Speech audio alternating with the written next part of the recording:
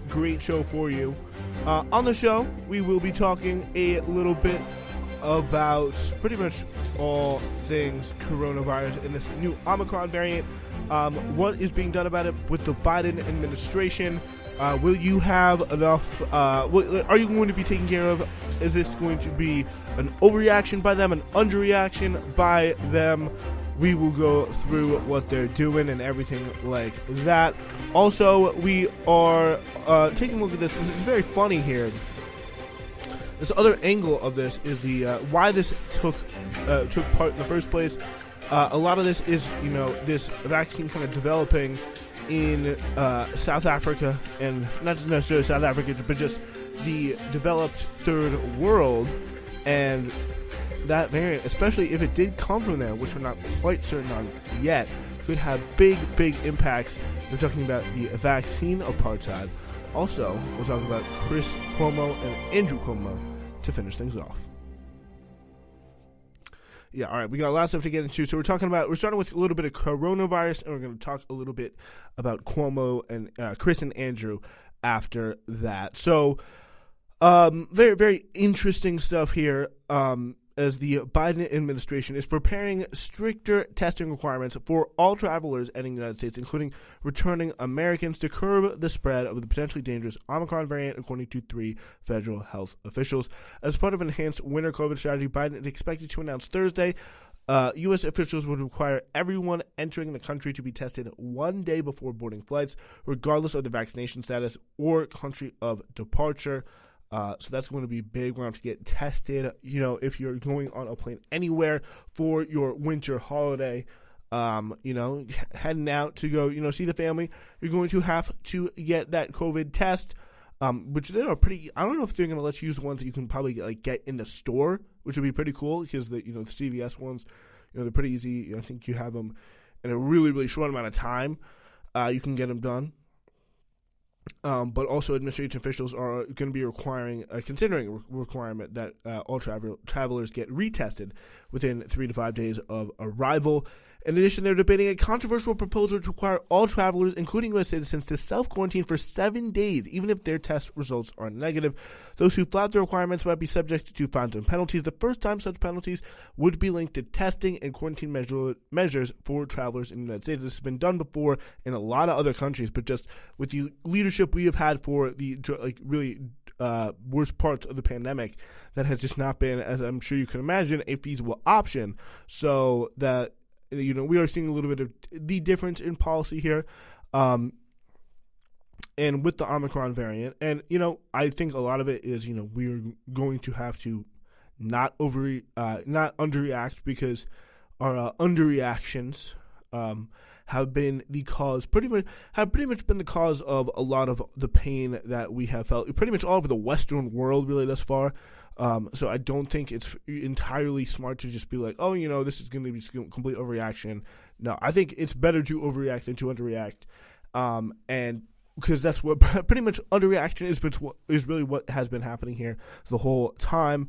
But I do think, if we do know more about the Omicron variant, we should be able to kind of chill things out a little bit. But, and I think, where it came from and where this variant is spreading, I think, is a big deal, because I think if it did come from the third world, somewhere in the third world, somewhere where there is really spotty access to vaccinations, I think it just further bolsters the case, and it really shows you, I think, direct responsibility to some of the most powerful people, some of the most powerful governments, some of the most powerful companies in this world.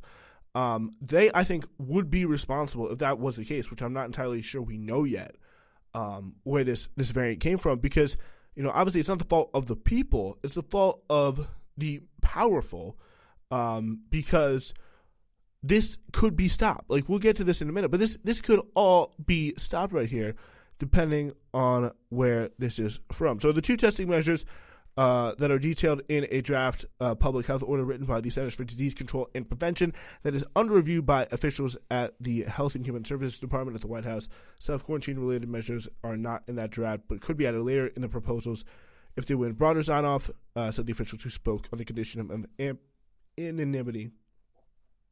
Because the order has not been finalized. Since Thursday, administration officials have held multiple calls to chart a response to contain the new variant, which has a panoply of worrisome new mutations that may make it things like more transmissible, according to a senior administration official involved in the talks. Like a number of other nations, the United States immediately restricted travel from several southern African nations where the variant was first reported. But in recent days, since the pretty much the Omicron variant has been identified in at least 19 countries spanning the globe. So we do not know if, the southern African location was the point of origin or it was somewhere else. It's certainly possible it was somewhere else, just identified at completely different times. U.S. officials, among others, they're considering adding additional precautions given that it may be several weeks before scientists are able to say whether the variant might be able to evade current vaccines and treatment. So if that's not the case, if that is the case, I think it's just more of an effort to get vaccinated and also to get people who don't have the access to the vaccine. Currently, the United States requires pre-departure coronavirus testing for both unvaccinated and vaccinated air travelers to the country. For those who show foolproof vaccination, that test must be conducted no more than 3 days before the flight's departure. For someone who cannot show such proof, that has to be 1 day. The new policy would require everyone to be tested 1 day. So you still have to get tested before you head out. No matter what happens, just has to be 1 day before now. Which again, if that should not be a problem. If you're just have to go to your local CVS, pick up a few tests from I don't know what the standard is that they do there, but it could be a little bit of pain if you're trying to book it right before the holiday season. It's all crowded, whatever. But other key details, again, they're still being ironed out. Tuesday, it's not clear when the new policy would take effect, but given the urgency of limiting the spread of what may be a highly transmissible variant, speed is as essential as possible. The policy could take a week or two, according to one official. So that is some interesting stuff here. And it all comes down to, people, there is going to be a lot of, kind of liberal resistance to be like, where did this variant come from? We can't name and shame it, especially if it came, like a poor nation. But I think if it came from a poor nation, the blame obviously does not go to the people of the poor nation. It goes to, again, the CDC and organizations like the WHO, where I saw this, people may be confused as to why I quote tweeted a Bloomberg article with the headline, Omicron variant delays global vaccine patent fight. Very convenient here at the WTO. And again, the WTO this is the vaccine patent thing that is one of the key blockers of, third world vaccination. And it's going to be, especially again, if the mutation came from an I feel like I keep saying vaccine here when I mean to say mutation. My apologies if that's true. Oh dear. But anyway, if the mutation came from an unvaccinated population, like in the third world, that has not, had or is fighting for this vaccine patent here against big countries like the EU, or big groups of countries like the EU, UK, Australia, I think Brazil, United States, of course.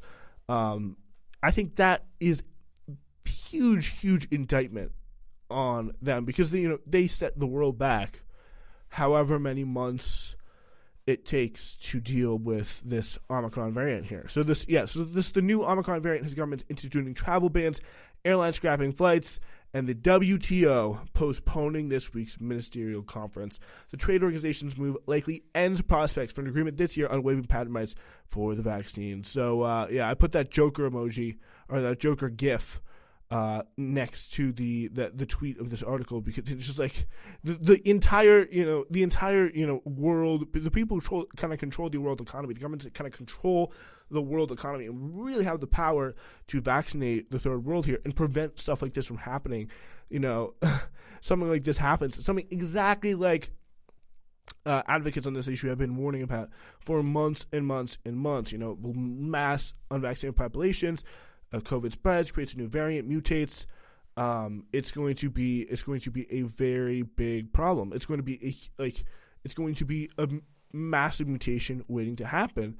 And look what happens, and look at what they do. They canceled their conference. Where they could possibly solve the issue because of the Omicron variant. Wow. That is just something else. So this is, again, there are some people holding them to account on this. By the way, our previous two stories have been in the Washington Post. I must say, must emphasize that. Those are our first story there. In the Washington Post. Now we go to Common Dreams. So this is, again, campaigners worldwide are on this. They're demanding the WTO ending vaccine apartheid. Andrew Germano's writing about this in Common Dreams. Public health and social justice advocates mobilized worldwide Tuesday to demand wealthy nations support vaccine equity by immediately dropping opposition to a proposed patent waiver for life-saving COVID-19 vaccines, likening the few nations still opposing the CHIPS waiver at the World Trade Organization to clients of big pharma corporations. Deborah James of Our World is Not for Sale Global Network said that the WTO's rules protect billionaires' ability to become multi-billionaires on the backs of millions of people who are dying. And again, this affects the whole world. This affects your ability. If Barbados puts a travel ban on the country, I mean, they'll still probably let you in if you're that rich, but still, it's going to inconvenience you a little bit. The markets, if that's the only thing that matters to you people nowadays, it's so ridiculous that people can't just see clear common sense on this. James, who added that vaccine apartheiders have blood on their hands, was among those speaking Tuesday at a no-profit on COVID press conference in Geneva, which included lawmakers, union representatives, and other civil society organizations. The group in Geneva staged an action outside the WTO using empty chairs to form the number 10,000 as a way to symbolize COVID-19's daily global death toll. Good way, if they weren't all in their mansions, they would be very impacted by that, I'm sure. The conference attendees, who also heard from Fatima Hassan of the Health Justice Initiative in South Africa, who blast the administration of booster shots in high-income nations, while many in the global south are still waiting for shot one. Think about it. If you're listening to this, think about what time of year it was, how long ago it was you got your first shot. It was last spring for me. It was last spring for me, and I was one of the last people to get it because of my age group. It is so crazy that that is the position of the world and the just duplicity, the absolute duplicity of because this is some of the most liberal, friendly governments in the world that are propagating this, and that are the most well respected, lovely, well respected, smart, humane EU government doing this in a lot of people's eyes. I personally would not say it's humane, but in a lot of people's eyes, people would say it is. And it's just this is clearly leading to massive societal consequences. If you want to look at round one, you can blame maybe, on the lab or the bat or whatever.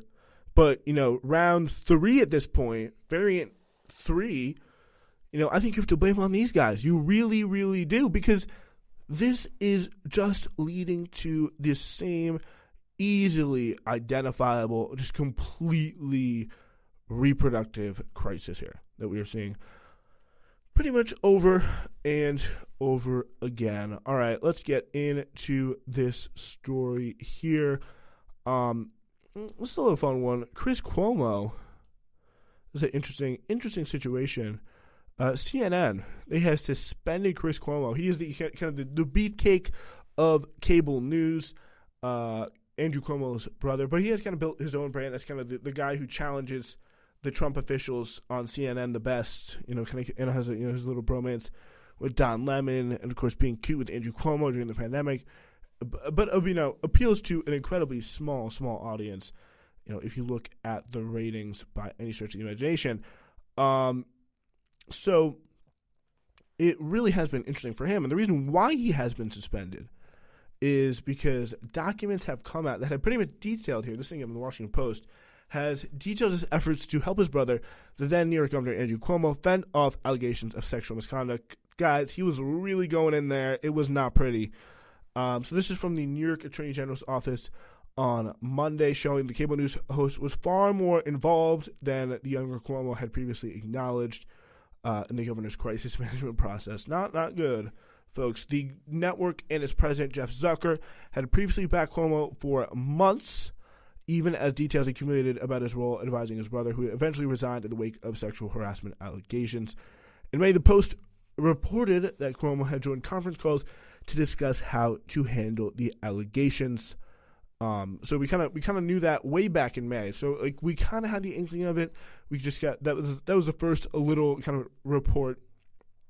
And Jeff Zucker, president of CNN, not for long. There's been very strong whispers about the new management and the new majority investors who seem pretty conservative, who are coming in on CNN. Jeff Zucker is someone who's not really conservative, but he's kind of a media guy. He's a showbiz guy who likes the big flashy talent, and Chris Cuomo was definitely a big flashy talent for him for a long time in a desert, really, for CNN for a big time. So that's why he supported Cuomo. He supported people like Don Lemon, and he backed Cuomo for a long time. So this is again starting back in May with the New York Post, who's been not kind to the Cuomo family, I must say.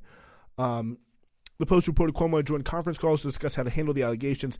At the time, the network said it was inappropriate for Cuomo to engage in conversations that included members of the governor's staff, and the host acknowledged his error in doing so and pledged not to do so again. But after the state AG released a cache of documents from the Cuomo investigation, including text messages between the journalist and the governor's aides that showed he drafted statements for his brother to issue, demanded a larger role and strategy. So he was going in on it more. He was like, give me more action here, please. Come on. He contacted fellow journalists to find out potential articles about his brother and attempted to research his accusers. The network said on Tuesday he had gone too far. He has now been, of course, suspended. The documents, which we were not privy to before their public release, raised serious questions. I'll say, this is from a spokesperson here, when Chris admitted to us he had offered advice to his brother's staff, he broke our rules, and we acknowledged that publicly, but we also appreciated the unique position he was in and understood his need to put family first and his job second. However, these documents point to a greater level of involvement in his brother's efforts than we previously knew. As a result, we have suspended Chris indefinitely, pending further evaluation. So, I think if they let this guy back on and people continue to watch him, that would be a real kind of turning point in sinking low for American journalism. If you look at what this guy did in terms of deeply, intimately crafting, and really not like Cuomo was pushing him, not like Andrew was pushing him. Chris wanted to do it. He was there. He was like, "Let me help you. I'm gonna contact these journalists. I'm gonna do this PR research for you. I'm gonna help you on my show. I'm gonna do everything I can for you with my position." And this is all out there, and then CNN just continues on like nothing happened. That would be really, really remarkable if they don't fire him, I must say.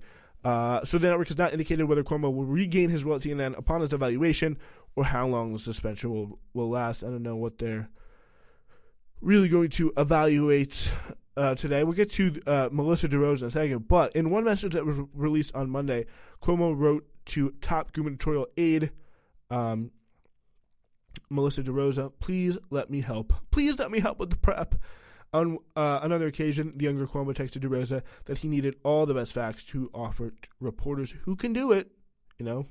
It's like, yeah, that to some degree should kind of comfort his few viewers, because at least they know that his persona of I'm the facts first guy. At least that wasn't a complete BS act, because here he is in this private moment in kind of a very much a crisis situation for him and his big bro, talking about I want to be the one to give the facts to save my brother, which is very, very funny, which kind of shows everyone has their kind of hidden nerd side, I guess you would say. The messages showed he was personally involved in trying to learn the publication date for an article by the New Yorker writer Ronan Farrow that included an extensive interview with one of the governor's accusers, Lindsey Boylan, along with a rumored article in Politico. He was asked by DeRosa for, quote, intel, and replied he would ask his sources for information. So, yeah, DeRosa is kind of the political fixer here, along with Liz Smith, we'll get to in a minute, on Cuomo's team, Andrew Cuomo's team. When asked by investigators why he had intervened with Farrow's story, Cuomo replied, because there was going to be an article about my brother, so I'm interested. I wasn't going to call the person writing it. I wasn't going to try to influence any of these stories. And, that's true, because you would have read about it if I had. It's not exactly a loyalty-based business, They don't teach respect like they do in my family. That's what Chris Cuomo told investigators. According to a transcript of a July interview with investigators, Cuomo acknowledged he did not inform his superiors of his outreach. I never did, he said. Cuomo argued with just business as usual and not something that would be out of the ordinary for journalists such as himself to call around about a potential story. I would not be surprised if that was true, and maybe that is the problem that, journalists, like big time quote unquote journalists like Chris Cuomo, can call around and ask about, key information about a potential story about when it's going to come out and just give it to people like, their criminal, disgusting creep brother. CNN's decision to suspend him was a surprise to some staffers who noted Zucker's long-standing defense of his biggest on-air personality. Cuomo hosted his CNN show as usual Monday night and did not discuss the burgeoning scandal, as he does not like to talk about those kind of things on his show. Zucker hired Cuomo in his first month as president of the cable giant in January 2013, when he deployed the former ABC News reporter to help turn around CNN's then struggling morning show. The two have an easy rapport, according to people who work with both men. So it's gonna be really interesting and pretty tough, because the question is, who has the influence at that network right now? Because they are going through a big transition. The ratings are not going well. They've just kind of been bought by new people. I think that they're being put under they're being put under the Discovery umbrella now, I think, instead of under Time Warner. And that requires, a new board and everything like that. And that new board has said some interesting things about what they think, what CNN needs to get back to. And they say, it needs to get back to traditional journalism, which I'm pretty sure does not mean, the Andrew Cuomo love fest with Chris Cuomo that's been going on for the past 2 years at all. It's probably so. I'm not saying it's going to be anything good. I'm sure it will not be. I'm sure it's going to be a lot more kind of the CNN down the middle, quote unquote, neutrality that we.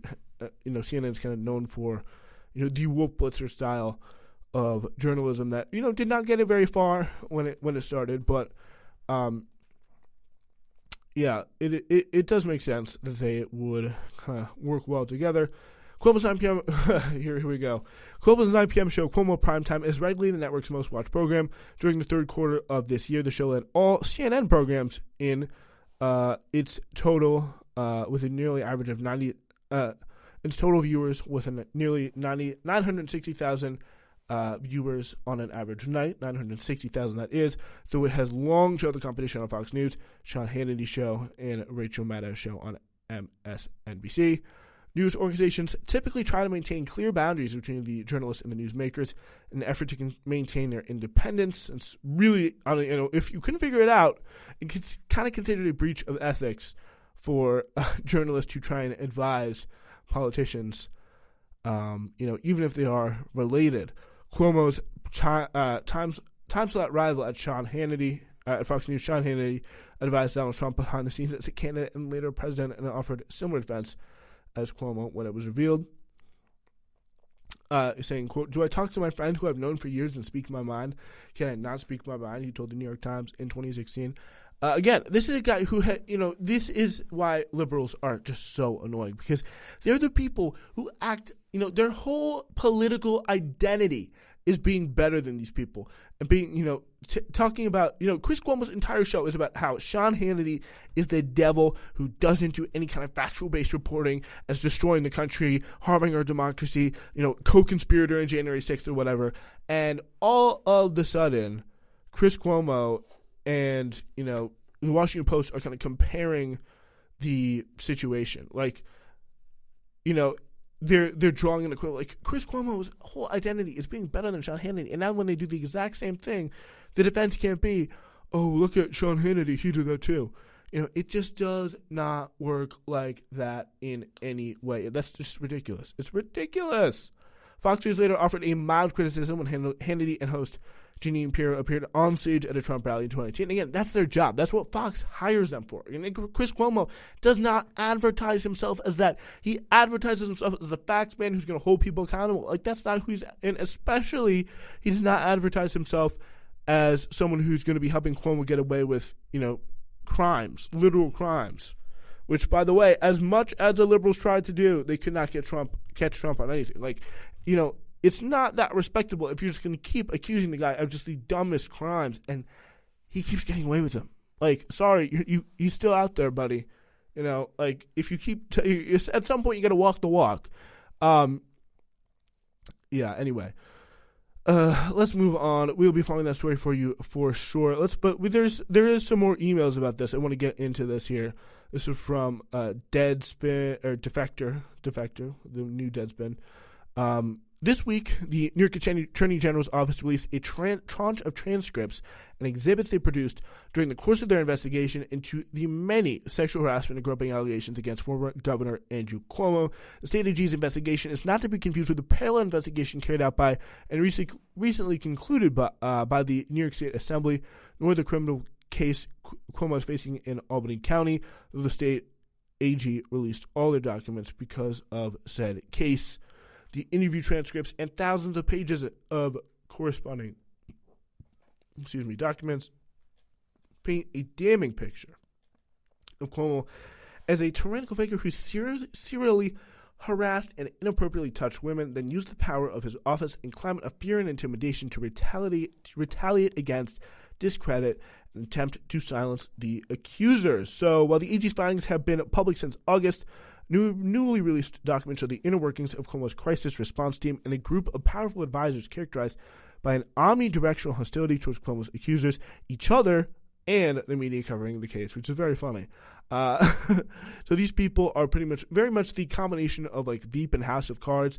You got CNN host and Andrew's brother, Chris Cuomo, who we just talked about, is in there. Liz Smith, political consultant who served as Pete Buttigieg's top presidential campaign advisor. A very, female, I would say probably female Dan Egan would be a great person to compare them to. The cantankerous and ultimately futile attempts to keep the governor's doomed career afloat provide a useful attempt into how power is wielded. So let's get into it here. As for Chris Cuomo, he apologized for his presence on the Damage Control Council this past May, but the transcripts reveal again he was much more intimately involved, as we know. But Chris was not the only media figure breaking a sweat trying to manage the fallout for Andrew Cuomo. At Smith's behest, MSNBC's Katie Tur evidently carried her fair share of water for the governor in a televised report on March 3rd, the day Cuomo first addressed the growing number of allegations against him in a public statement that was something like, "I'm sorry women didn't like my innocent hugs and friendly banter." So Katie Tur caught giving Cuomo, the Cuomo team, exactly what they wanted here. So this is Smith and her fellow savvy political operatives monitoring the response to Cuomo's public statement, including a segment on Katie Tur's MSNBC program. So this is Liz Smith. She writes, "Does anyone know Ann Thompson?" This is Liz Smith writing there again. "Who is that?" responded Cuomo's secretary, Melissa DeRosa, who's another real character. Pretty much, I think probably understood as Cuomo's kind of political fixer, I guess you would say. She's on MSNBC, and they keep coming to her for advice on what this all means, and I don't know her, wrote Cuomo's pollster Jeffrey Pollock. "I'm texting with Katie Tur," Smith wrote. "Katie is saying my spin live, like verbatim on MSNBC. Oh no, that is so embarrassing. Like, if you are Katie Tur, how can anybody ever take you seriously ever again?" I met Katie Tur. When I was in 2016, I watched Hillary Clinton vote at my elementary school, and Katie Tur was there, and I was like, "Oh, hello," and then here she is doing this. It feels like a betrayal. Oh wow.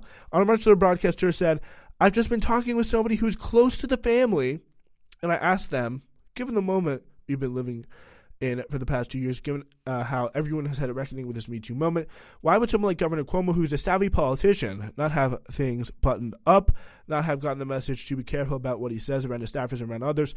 And the person said, it's not that he didn't think the rules didn't apply to him. It's just that in the Cuomo DNA, they are extraordinarily friendly, I guess, by nature. So that was Liz Smith's best spin. This was her best spin. That this is she was the one who came up with the "I'm Italian, that's what I sexually harass people." That's how it is. It's the kind of spin that Cuomo had pretty much really for a lot of this past summer, which is interesting to know. So yeah, she has a little sigh at the end, and then she kind of throws it back to a buffalo-looking Thompson, who's the other anchor there. So Defector reached out to Tur's producer, Carrie Woodica, and MSNBC for a comment. None of them responded. So Smith tried to also get other media figures to regurgitate their talking points as well. So apparently she tried to with Bill Maher here. Okay, she writes, okay, I texted Bill Maher's producers to see if I could connect with him before the show. Want him to tee off on this. She asked for her colleagues to get a packet of the information sent to Bill Maher's team saying, please, please, please help me help you. We need some big names weighing in on our side. He's the only man who will do this to 4 million viewers. Not even Bill Maher, who simply loves to get red and nude over supposed instances of cancel culture, would find this particular sex pestery. On that show, that night, though, Maher unfortunately roasted Cuomo relative to Maher roasting someone. Calling him, quote, fucking stupid, among other things, and asking his 25-year-old staffer how she felt about having sex with older men. Cuomo did that, to be clear, not Bill Maher. So far we have a defense that Katie Tur, of all people, a daytime anchor on MSNBC, was able to say, that's real good. That was, again, the probably dumbest defense I have ever seen, the Italian defense, as I call it. And then Bill Maher kind of laughing in the room and calling you, quote, fucking stupid. On February 24th, Smith, and this is good, Smith said in a group chat to the rest of the crisis team, just talked to Edward Isaac Dover, again, who pretty much, if you follow him on Twitter, you'd tell, he's a complete and total Democratic Party hack. He's very hard on our side on this. When asked for clarification, Smith replied, total mind meld. He says he could be convinced to write something on Andrew because he thinks this thing is bullshit. Dover, who now works at CNN, did write something for The Atlantic on Cuomo, which took the shape of the story titled, quote, of course Andrew Cuomo isn't going to resign. Of course he's not going to resign. Eddie, don't worry. It's going to be okay. Don't worry. The piece sources quotes from Cuomo's inner circle, as well as skeptical New York lawmakers, though its valence is certainly pro-Cuomo. 3 days before the publication, Cuomo made an apology, and Smith related to the team that, quote, Isaac said he nailed it. Oh, Isaac, he's so nice. Oh, that is hilarious. Again, Katie Tur, Edward Isaac Dover, credibility destroyed. Anybody who knows this, this should be anytime they say anything ever. In my opinion, how could you ever say anything on MSNBC and expect people to take you seriously? Unbelievable. I would resign right now if I were either of them. Dover has benefited from a close association with Smith from before. This is back in January 2019, where Dover scored the first interview with Buttigieg after the then South Bend mayor announced his candidacy for president. Wonder how he got that. Liz Smith. That's how. And he's been a consistent media booster of the entire media-driven career of a man who ascended straight from the mayorship of the fourth largest city in Indiana, again, in Indiana, to the Biden cabinet. He also published a juicy tell-all bestseller about the 2020 Democratic primaries, the cover of which features a hilarious and telling omission, which, let's take a look at the cover here. Let's see what this is. It's the battle for the soul of the Democratic Party. We see inside the Democrats' campaigns to defeat Trump. Edward Isaac Dover. Oh, yeah, we got Amy. Immediately, we see all the signs and no Bernie signs, of course. Love that. He was not a big fan of Bernie, needless to say, Edward Isaac Dover. I remember seeing his Twitter activity. So his role in the Cuomo affair, though, such as it's been revealed by the AG investigation, was pretty minor and inconsequential. Other than that, really kind of just text confirming much of what we already know. Dover has benefited from a close association, from a lot of these people before. Other media figures made some cameos in the documents. Today, Cuomo tried to explain away his behavior by emphasizing he's just a friendly guy. Liz Smith told the crisis team she'd made contact with the New York Times media reporter and former BuzzFeed editor-in-chief, Ben Smith, who said to her, yes, if there's no more, it feels like the turning point when asked if he could provide clarity on what his exchange with Smith was about. Ben Smith told Defector, quote, I don't remember the details, but do remember thinking he'd survive politically if there were no more accusers, which there were. While the nation's foremost media reporter was putting his head together with the person coordinating the governor's media strategy, saying, I was texting with a source, as you are now, Smith said to the Defector. Another reporter was trying to figure out who was advising Cuomo. Liz Smith opted to ignore the reporter's question about whether she was part of the team advising Cuomo, saying, quote, "This would be bad for my credibility." So this was Rich as a party, I think, of Newsday. I don't know, something like that. It was one of those New York publications. If you're thinking someone has to be kind of a specific kind of asshole in order to make a career out of doing political hatchet work that they never want to be publicly attached to, if you're like that stinky, like you're Andrew Cuomo, you're that like politically toxic, someone like Liz Smith does not want to be attached to you. You got to be pretty bad.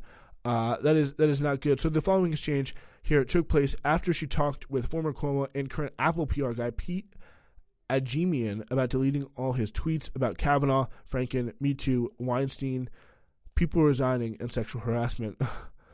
So she writes, what's with all these women going to the mansion? Okay, so this is, I don't know what this text is. Is there the picture here in the article?